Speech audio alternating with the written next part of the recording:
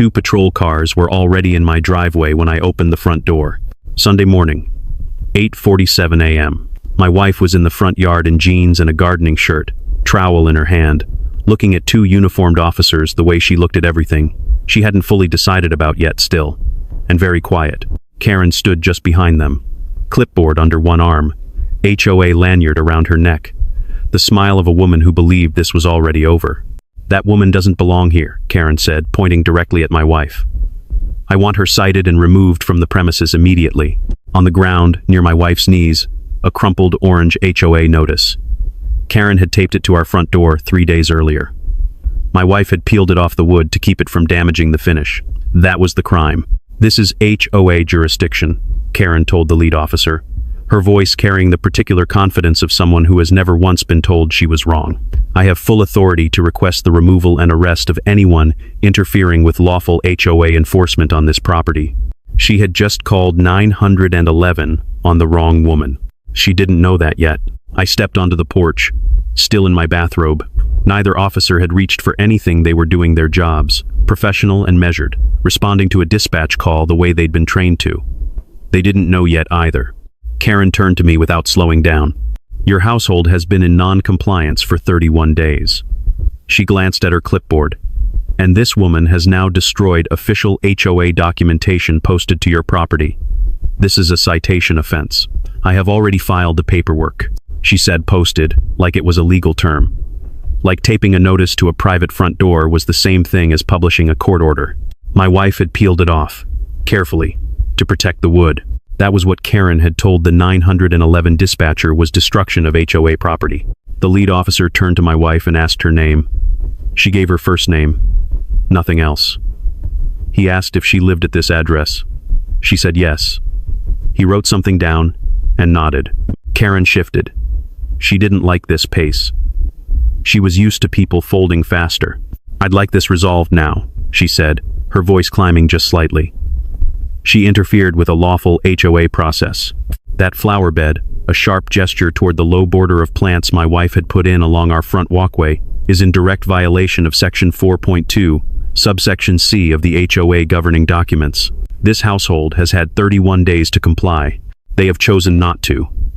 That is why we are here. I watched the officer with the notebook. He didn't write that down. I remember standing very still on that porch. Not because I was afraid, because there's a specific kind of patience that comes from knowing exactly how a situation ends.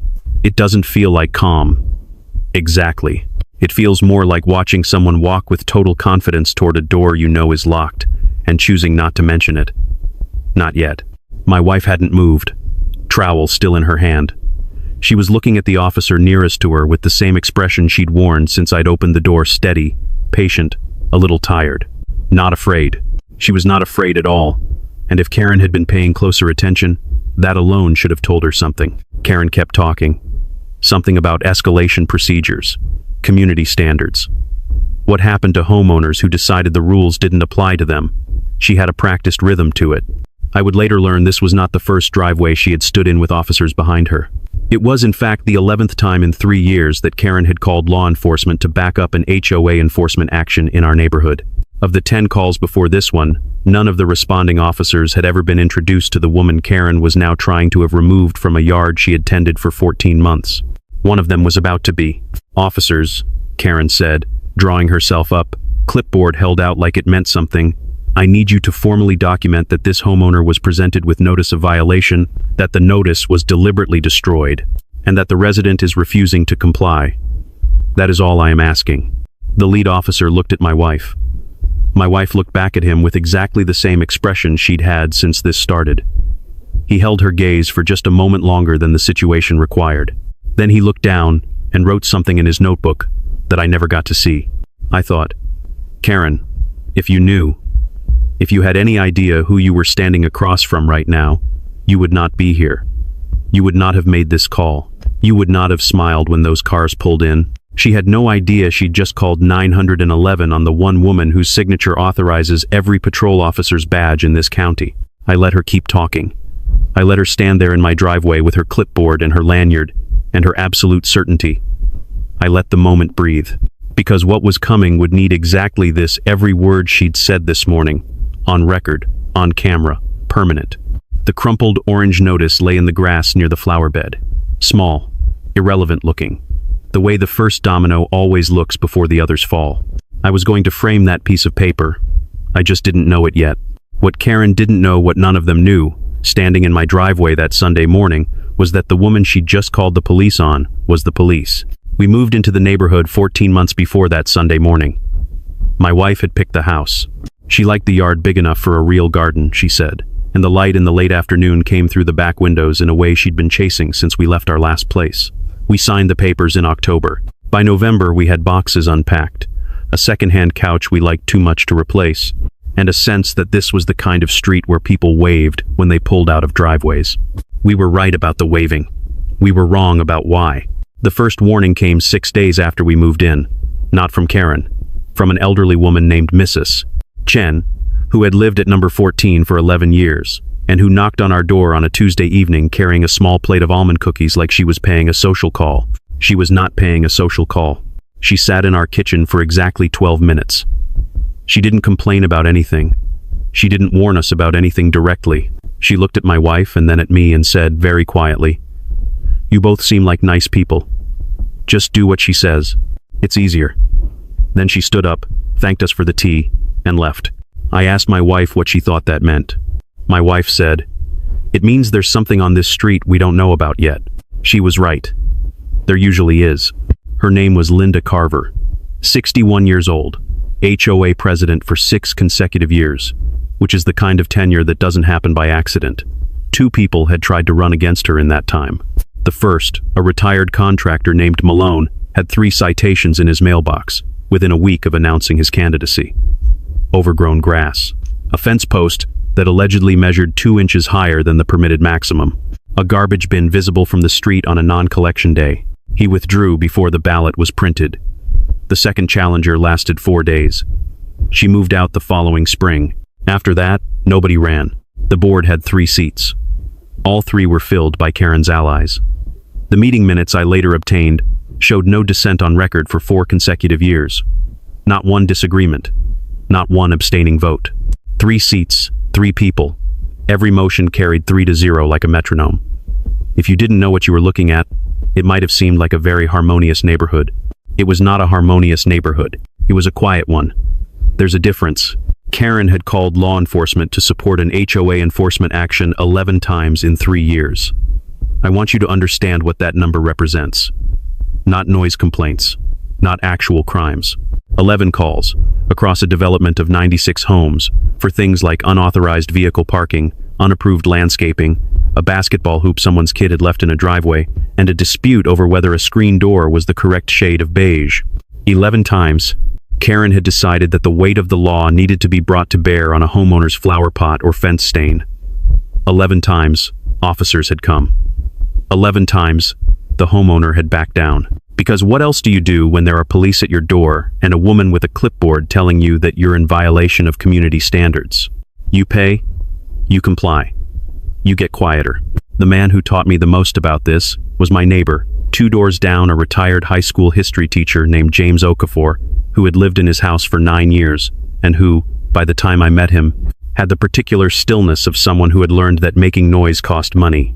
His story was simple and monstrous. 14 months before we arrived, Karen had cited him for his mailbox post. Not the mailbox itself, the post. Specifically, the color of the post, a shade of black that Karen determined did not match the approved HOA palette. The approved color, according to the document Karen distributed, was called Midnight Standard. Okafor's post, she claimed, was closer to charcoal matte. They looked identical to me. They looked identical to everyone except Karen. The initial fine was $150. When he disputed it, a second fine was added for non-compliance. Then a third for failure to attend a mandatory compliance meeting he had not been notified of in time. By the time 8 months had passed, the fines, fees, and what Karen called administrative processing costs had totaled $3,400. He came within 2 payments of missing his mortgage. He paid all of it. Because the alternative, fighting it through a lawyer, would have cost more than the fines themselves. He kept the paperwork in a drawer in his kitchen. I know because he showed me. This is what Karen had built over 6 years. Not a neighborhood, but a system, a closed loop of fear and compliance in which the rules meant whatever Karen said they meant. The fines were whatever Karen said they were, and the only way out was to leave. 83% of the people on our street, when I eventually walked it door by door, told me some version of the same thing Mrs. Chen had said on that first Tuesday evening. Just do what she says. It's easier. My wife heard all of this and didn't say much. She rarely did when she was thinking. She worked long days county administration, is what we told people, which was true in the most literal sense of the phrase, and she was careful, always, about the line between her job and her private life. She valued that separation. She protected it. Nobody on the street knew what she actually did. Nobody knew yet.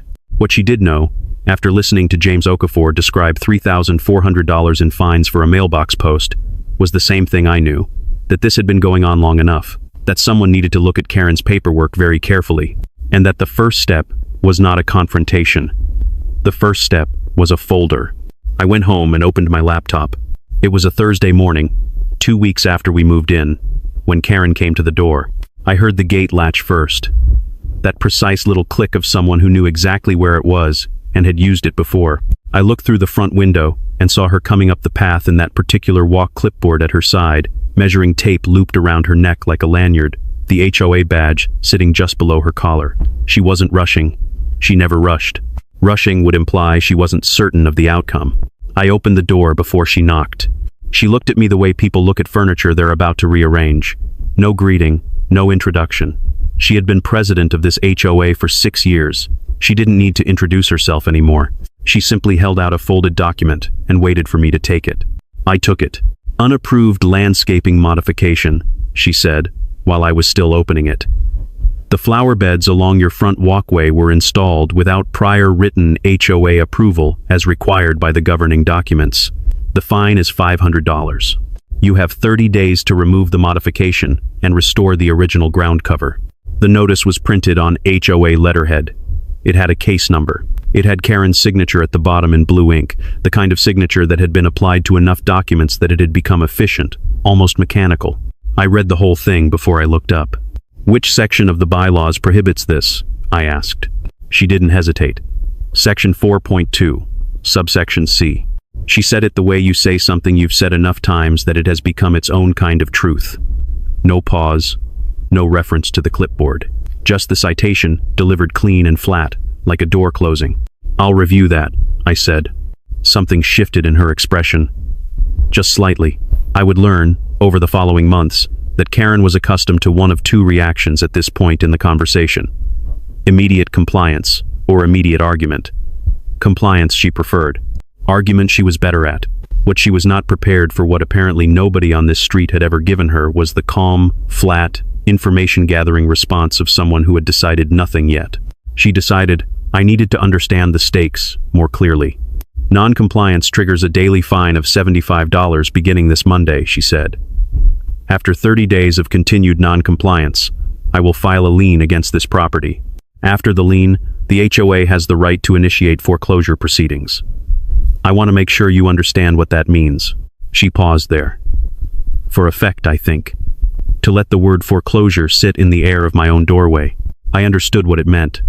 I understood it the way James Okafor had understood it, and Mrs. Chen, and every other person on this street who had stood where I was standing and done the math and found that the cost of fighting was higher than the cost of paying. Karen had built her entire system on that math, on the reliable human instinct to calculate the path of least resistance and walk down it quickly, before anyone had time to ask whether there was another path at all.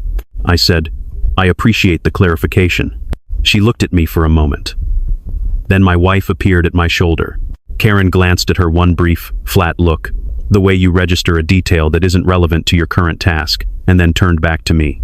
Only to me. For the rest of the conversation, she spoke as if my wife had not arrived, as if she were a piece of furniture that had entered the room. I suggest you get your wife to undo what she's done before this gets expensive, Karen said. The flower beds were her project, I assume. It would be straightforward enough to restore the original ground cover. The fine can be waived if compliance is achieved within 10 days. I have done this for other homeowners. It's not personal. She said it's not personal the way people say it when they very much intend for it to be. Then she turned and went back down the path, through the gate, with the same efficient walk she'd arrived with. At the end of the front path, one hand on the gate latch, she turned back. "I've had lawyers on this street," she said. "Doctors, even a judge, 2 years ago, in the house on the corner. They all paid up." A brief pause. "You're no different." The gate clicked shut. I stood in the doorway for another moment, watching her cross back toward her car. Then I went inside, sat down at the kitchen table, and opened my laptop.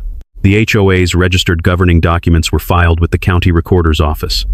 This is public information, anyone can request them. I had the full document in a browser tab inside 4 minutes. I read section 4.2 carefully, then subsection C. Section 4.2 governed modifications to common area structures. Subsection C addressed commercial use installations on properties with mixed zoning classifications. It said nothing about residential landscaping, nothing about flower beds, nothing about front walkways. The provision Karen had cited, with the calm authority of someone who had been citing it for years, did not say what Karen said it said. I read it a second time to be certain. Then I opened a new folder on my desktop. I typed the label slowly, like I was naming something that mattered. HOA. I saved the fine notice. I saved the screenshot of the actual section 4.2 text. I started a running document with today's date, Karen's name, and her exact words, section 4.2, subsection C written out verbatim, with the time of the visit noted underneath. My wife came in from the hallway, saw the screen, and stood behind me for a moment reading. "Do it the right way," she said quietly. "Get everything in writing." She had no idea yet what I was going to find. Or maybe she did, and she was just waiting for me to find it myself. I kept reading. I spent the following week walking the street, not to organize anything, not to recruit.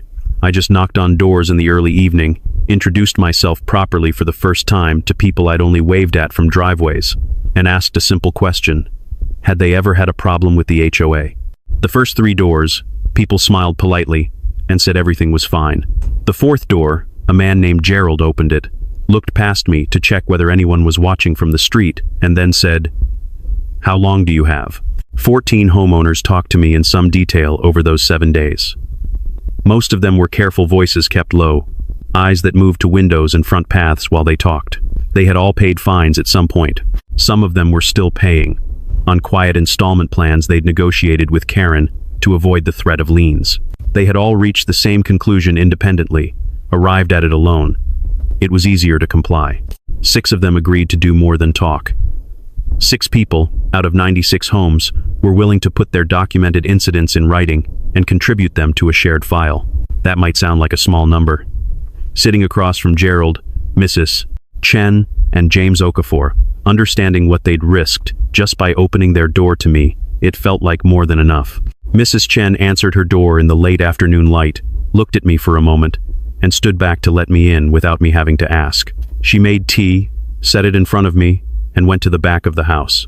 She came back carrying a manila folder held together with a rubber band that had been on it long enough to leave a groove in the cardboard. She set it on the table between us. Inside, 23 HOA violation notices spanning 4 years. Not 23 incidents, 23 formal notices, each with a case number and Karen's blue ink signature. Notices for a wind chime, for a doormat that extended 2 inches past the threshold, for a planter box the wrong shade of terracotta, for her car parked 1 foot over an invisible HOA boundary line in her own driveway on a Sunday. She had paid every fine, not because she believed she was wrong, because she couldn't afford to find out what happened if she said so. "I kept them," she said quietly, looking at the stack. "In case it ever mattered." It was going to matter. James Okafor didn't make tea.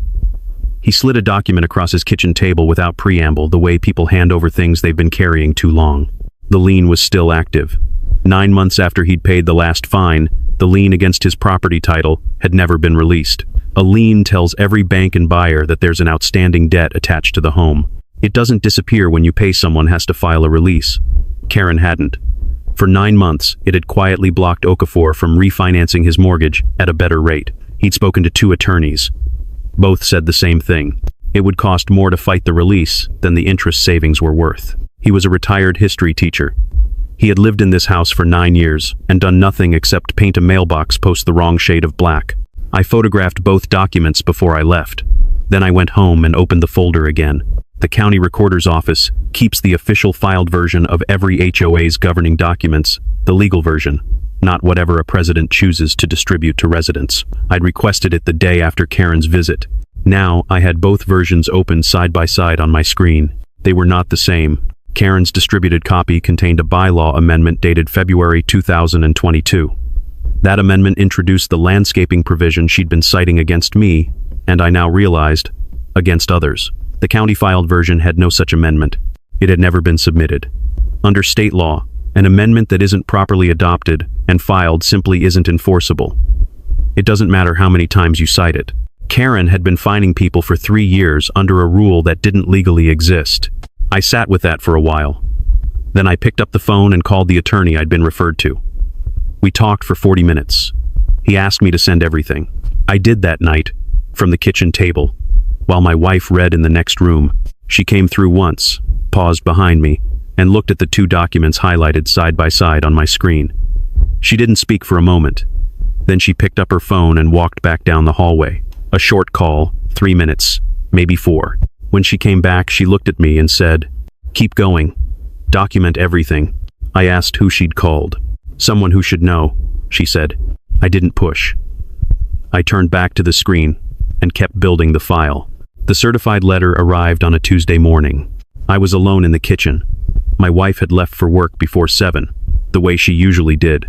I poured a second cup of coffee, picked up the envelope from the counter where I'd left it after signing for it at the door, and sat down at the kitchen table. I recognized the HOA letterhead before I finished opening it. Karen, acting in her capacity as HOA president, had filed a formal lien against our property. The total amount, $4,200 in accumulated fines and administrative fees. She had attached a breakdown.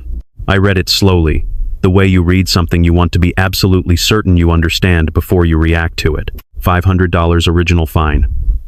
45 days at $75 per day. $3,375. A legal processing fee of $325. I added those numbers on the back of the envelope. They came to $4,200, exactly. But they also came to $4,200, exactly no matter how I arranged them. Which meant Karen had backed into the round number and built the breakdown to fit it. The processing fee wasn't itemized. There was no invoice attached. There was no rate schedule for what legal processing cost or how it was calculated. She had charged us for something she hadn't defined, because she'd done this enough times to know that nobody checked. I sat there for a moment looking at the document. A lien against a property title is not a fine. It's a legal claim attached to the home itself. It follows the deed, not the owner. It tells every bank, every title company, every prospective buyer that there is an outstanding debt on this property that must be resolved before anything else can happen. You can't refinance. In most HOA-governed states, if the lien goes unanswered long enough, the HOA can use it as the foundation for foreclosure proceedings. This was no longer Karen sending notices with her blue ink signature. This was a document filed with the county recorder. Our home's title now had Karen's name on it. I called my attorney. He'd reviewed the files I sent him after our door-to-door week. He was not surprised by the lien. He told me it was a predictable next step given Karen's pattern. His assessment was measured and not entirely encouraging. The underlying fine was legally questionable, he said. Given the bylaw defects we'd identified, the lien was challengeable, but challenging it through standard legal channels would take 6 to 8 months and would cost more in attorney fees than the lien amount itself. The HOA's legal structure was designed to make that math work in Karen's favor. Always. He paused. Then he said, "If you have any other leverage available to you, anything at all, now would be the time to think about using it." I said I'd think about it. What I thought was, not yet. I wanted Karen fully committed. I wanted every action documented on county record, in writing, with her name on it. I wanted her so certain of her own authority that she wouldn't think to look at who she was up against until the moment it was too late to look away. The lien was filed. It was permanent. It was on record. And every action Karen took from here forward would be on record alongside it. Not yet. That same afternoon, Karen sent a mass email to all 96 homeowners in the development. The subject line read, "HOA enforcement policy and non-compliant homeowners." She didn't name us. She didn't need to. The email described the situation with enough specificity that anyone who'd heard about the Sunday morning patrol cars, and everyone had heard by then, knew exactly which household she was referring to. She outlined the fine history, the lien filing, and the next steps available to the HOA under its governing documents. She closed with a single sentence that I read 3 times before I moved on. Continued non-compliance will result in escalation to foreclosure proceedings per HOA governing documents. She had never put that in writing before. Not in an email to 96 households. Not with that finality. My phone lit up within 20 minutes of the email landing. 3 separate neighbors texting within the same window. Gerald said nothing, just forwarded it with a single question mark. Mrs. Chen wrote, "I got the email. Are you okay?" And a man 2 streets over someone I'd never met sent 4 words. "She's never done this before." He meant the foreclosure threat. In writing. Distributed to the entire community. I forwarded the email to my attorney. I added it to the folder. Then I forwarded it to 1 other person. I didn't write an explanation. I didn't need to.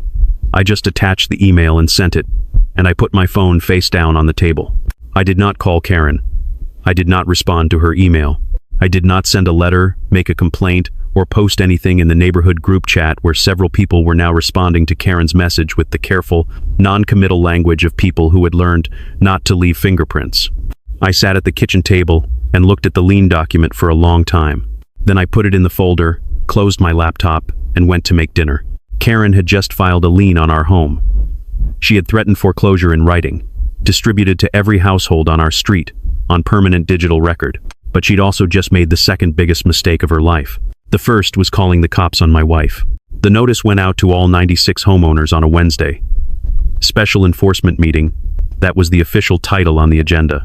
Thursday evening, 7 o'clock, community room at the end of Birchwood Court. Attendance strongly encouraged. The agenda item was listed as non-compliant homeowner escalation review and board vote. Karen had called these meetings before. Usually, 8 or 10 people showed up, mostly Karen's allies. The vote would happen, the motion would carry, and the non-compliant homeowner would receive a formal notice the following morning that made their options very clear. This time, 67 people came. The community room held 40. By 7 o'clock, there were people standing in the hallway, people leaning against the back wall, people pressed into the doorframe with their arms folded. Gerald was there. Mrs. Chen had taken a seat near the middle. James Okafor stood against the left wall with his hands in his pockets and his face completely still. Karen stood at the front of the room and looked out at the crowd and smiled. She thought they had come to watch her win.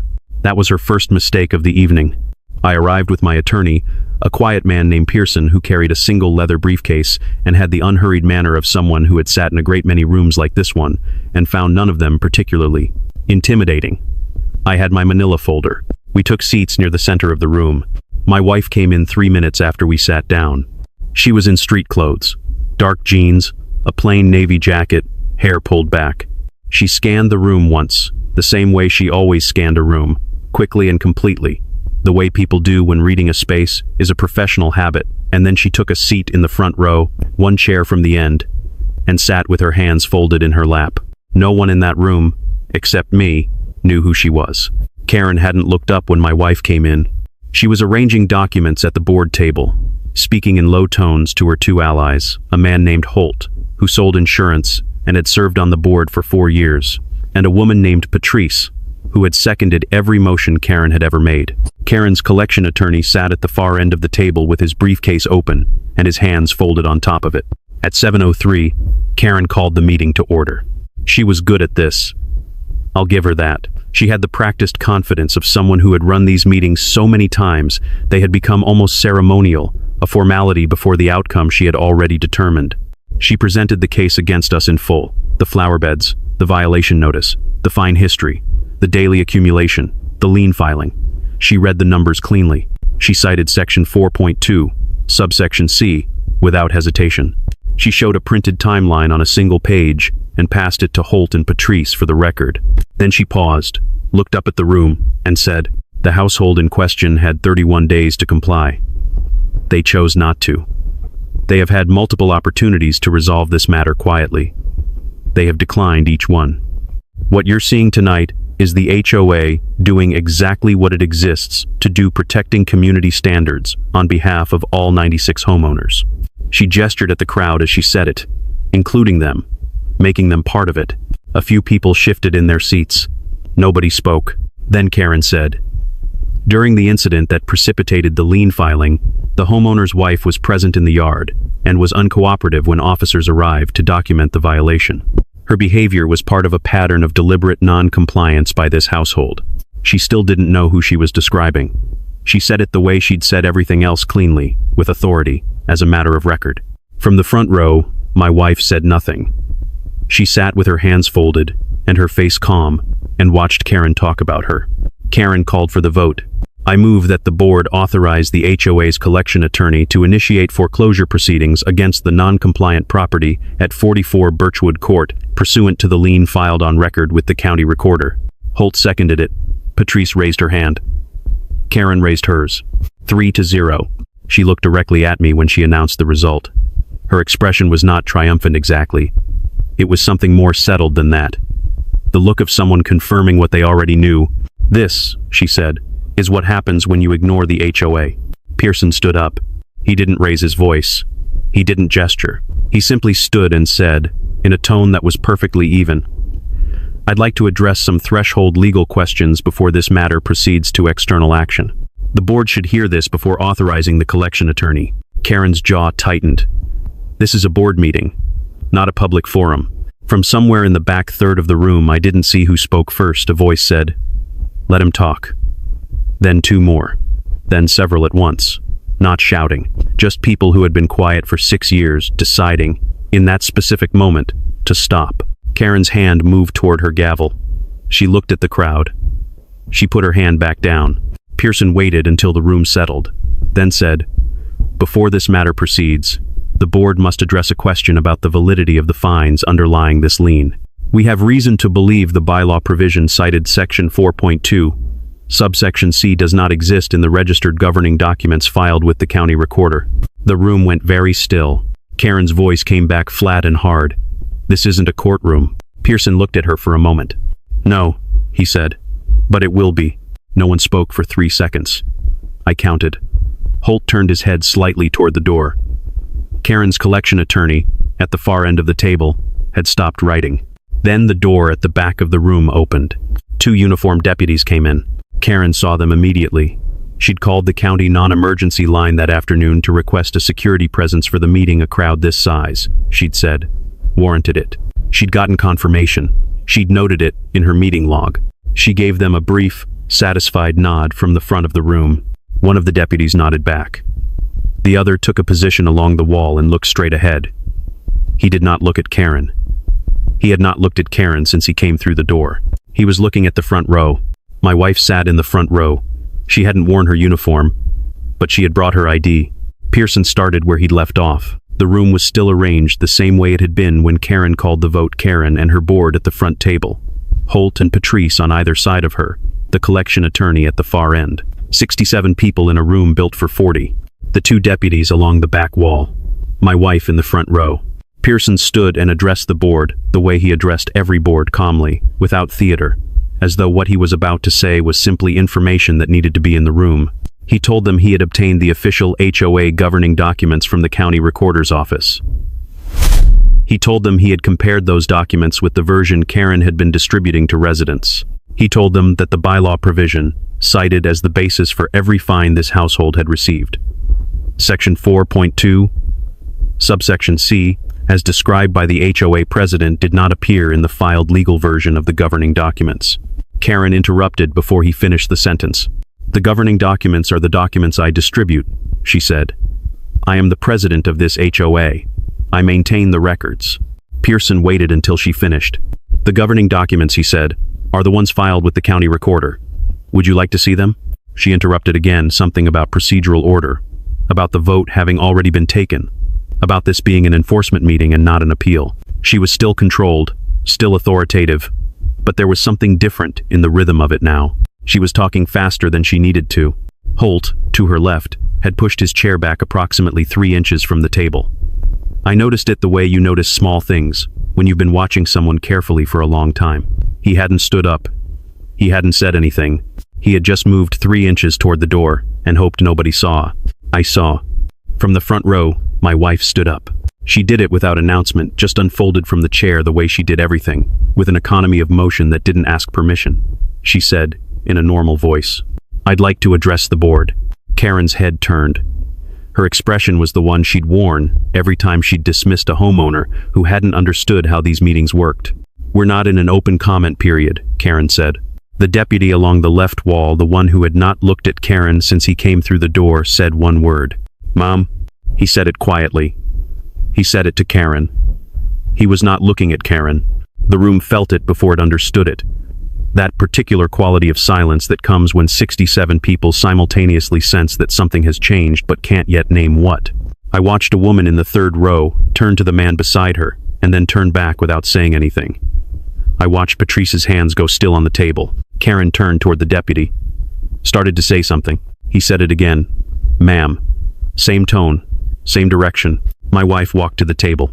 She reached into the inside pocket of her navy jacket. She removed her wallet. She opened it, and she placed her county sheriff's badge and her official identification on the HOA meeting table, directly in front of Karen Carver. She didn't slam it. She placed it. Flat and clean and permanent, the way you set down something that has always been exactly what it is. The silence that followed was the kind that has weight. Karen looked at the badge. She looked at my wife. She looked at the two deputies along the wall. The deputies were looking at their boss. Not at Karen. Not at the board. Not at the crowd of 67 people who had filled a room built for 40.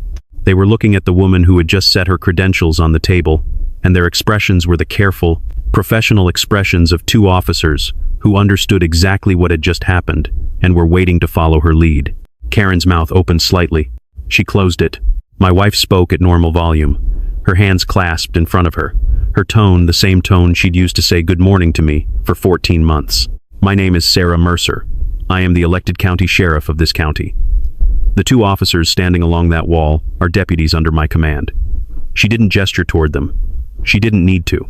On the Sunday morning 11 days ago, you placed a 911 call from this neighborhood that resulted in 2 patrol units being dispatched to my private residence. Those officers were directed, by you, to document a violation, remove me from my own yard, and place me under citation. She opened a second folder she'd been holding at her side. She didn't rush it. The body camera footage from that dispatch is now in the possession of the county attorney's office. She placed a single document on the table beside the badge. On that footage, you stated that you had, and I'm using your exact words, full authority to request the removal and arrest of anyone interfering with lawful HOA enforcement on this property. You described this as HOA jurisdiction. The county attorney is reviewing whether that 911 call constitutes misuse of emergency services under state statute. She set the document down and looked at Karen. Karen said nothing. At the far end of the table, the collection attorney very slowly closed the lid of his briefcase. Patrice, Karen's second board ally, the woman who had seconded every motion Karen had made in 4 years, stood up. She didn't say anything. She picked up her bag from the back of her chair. She walked to the door at the side of the room and went through it. The door swung shut behind her. The sound of it was very loud in the silence. 67 people watched her go. Pearson stepped forward. He set the county-filed HOA governing documents on the table, open to section 4.2. Then, beside it, he set Karen's distributed version, open to the same section. He set them side by side without speaking and let the room look. He waited 10 seconds. Then he placed a third document on the table. This is the bylaw amendment dated February 2022, he said.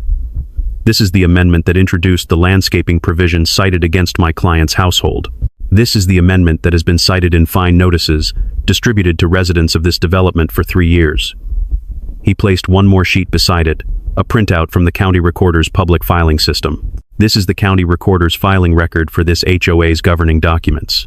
The 2022 amendment does not appear. It was never submitted. Under state law, an unadopted, unfiled amendment is not enforceable. He stepped back. I looked at Karen. Her clipboard was still on the table in front of her. Her measuring tape was still around her neck.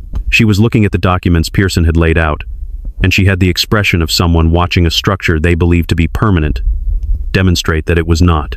I stood up.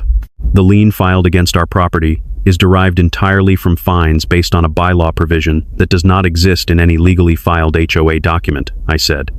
We are requesting that the lien be formally vacated tonight, and we are requesting that the board review every fine issued under this amendment over the past 3 years. I sat back down. The room was quiet for a long time.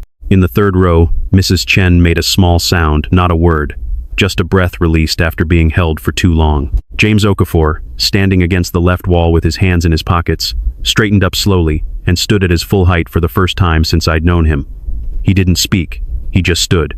Gerald, somewhere near the back, said, "How many fines?" Nobody answered. Nobody needed to yet. At the board table, Holt Karen's first ally, the one who'd moved 3 inches toward the door, looked at the ceiling. Then he looked at the table. Then he said, to no one in particular, "I need to recuse myself from any further votes tonight." He said it to the surface of the table. Karen didn't look at him. She was still looking at the badge. It sat on the HOA meeting table, directly in front of her, beside her clipboard, beside her printed violation timeline, beside the measuring tape she'd worn to 100 of these meetings across 6 years of running this neighborhood like it was something she owned. County Sheriff's badge. Plain as anything. Right there on the table. She had called the police on the county sheriff.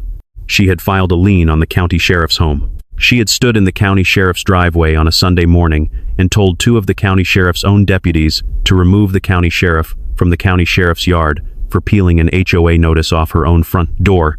She had done all of this because she had looked at my wife in a gardening shirt with a trowel in her hand and decided she was nobody. I watched Karen sit there with that knowledge settling over her, and I didn't say a word. I didn't need to. The county attorney's office opened a formal inquiry into the HOA's pattern of emergency services deployment 8 days after the meeting. 11 calls in 3 years, each one logged, each one now being reviewed against a single question. Were any of them misuse of the 911 system for the purpose of civil enforcement? I didn't file a complaint to start that inquiry. I didn't need to. The body cam footage from the Sunday morning dispatch had already been reviewed by people whose job it was to notice exactly that kind of thing. Karen received a formal billing notice from the county 14 days after the meeting. The cost of the Sunday morning patrol response, 2 units, 2 deputies, 47 minutes billed directly to her under the county's misuse of emergency services statute. It was not a large number. It was a specific one, and it had her name on it, filed on county record alongside the body cam transcript and her own words. I think about that sometimes. The specificity of accountability. How it doesn't need to be enormous to be exact. Our fines were vacated within 10 days of the meeting. All of them, the original 500, the daily accumulations, the unitemized processing fee Karen had built into the lien total. The lien itself was removed from our property title on a Thursday afternoon. I know it was a Thursday because I was sitting at the kitchen table when my attorney called to confirm it, and I remember looking at the window and thinking that the light in the late afternoon came through exactly the way my wife had said it would when we first looked at this house. The HOA was required to cover our attorney fees, $3,200, paid within 30 days of a formal demand letter. The 2022 bylaw amendment, Karen's amendment, the one she had distributed as law for 3 years without ever filing it with the county, was declared invalid by the county court 4 weeks later, retroactively. Every fine issued under that amendment, to every homeowner in this development, was subject to review for potential refund. That was the sentence that got very quiet in a room of people who had been paying Karen's invented rules for 3 years. James Okafor came over on a Saturday morning. He sat at my kitchen table, the same table where I had opened Karen's certified letter 6 weeks earlier, and I watched him read the formal notice confirming that his lien had been vacated and that the interim HOA board had initiated a refund review for prior fines. He read it twice. Then he opened the kitchen drawer he'd brought with him, and he took out the original lien document, the one he'd kept for 9 months, the one he'd shown me the first week. I knocked on his door, and he fed it into my paper shredder 1 page at a time. He didn't say anything while he did it. Neither did I. Some moments don't need narration. The interim board had been formed within a week of the meeting. Karen did not file to run in the emergency election. Holt resigned before the ballot was printed. Patrice had not returned to the neighborhood since the night she walked out of the community room. 3 new board members were elected: James Okafor, Gerald from 4 doors down, and Mrs. Chen, who had kept 23 violation notices in a rubber-banded folder for 4 years, just in case it ever mattered. It mattered. I heard afterward that Mrs. Chen's first board meeting ran 40 minutes. The entire agenda was a review of fines issued under the invalidated 2022 amendment and a framework for processing refund requests. She called the meeting to order herself, sitting in the chair at the head of the table where Karen had sat for 6 years, and the first thing she did was ask for a motion to set the agenda. Someone seconded it.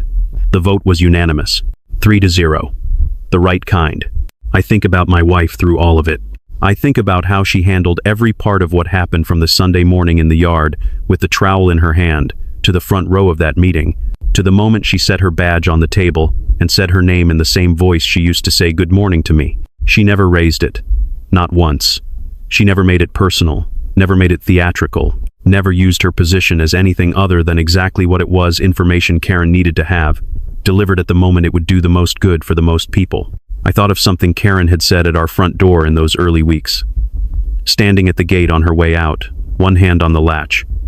I've had lawyers on this street, doctors, even a judge, 2 years ago, in the house on the corner. They all paid up. I let that sit where it was. It didn't need anything added to it. The following Saturday was clear and cool. My wife was in the front yard in jeans and a gardening shirt, the same one she'd been wearing the morning the patrol cars came. I handed her the trowel. She was putting in a second row of plants along the border of the walkway, extending the flower bed that had started all of this, adding to it, making it larger. No patrol cars in the driveway, no clipboard at the gate, no orange notice taped to the front door. A kid from the end of the street rode past on a bicycle and waved at us, and kept going, and the street was quiet in a way it hadn't been in years. Not the quiet of 67 people staying careful, just quiet. I stood there in my own yard on my own property and felt the specific, ordinary satisfaction of a Saturday morning that belongs entirely to you. Inside, on the wall of my home office, there is a small frame. Dollar store, nothing special. Inside it, a crumpled orange HOA violation notice, the one Karen had taped to our front door 3 days before the Sunday she called the police. The one my wife had peeled off carefully to protect the wood. The one that was lying in the grass near the flower beds when the patrol cars arrived. Beside it, a photograph someone in the crowd took that night in the community room. You can see the HOA meeting table, Karen's clipboard, her printed violation timeline, and in the center of the frame, plain as anything, sitting on top of all of it, a county sheriff's badge. Some people frame their first dollar. I framed the paper that started a war they never should have fought.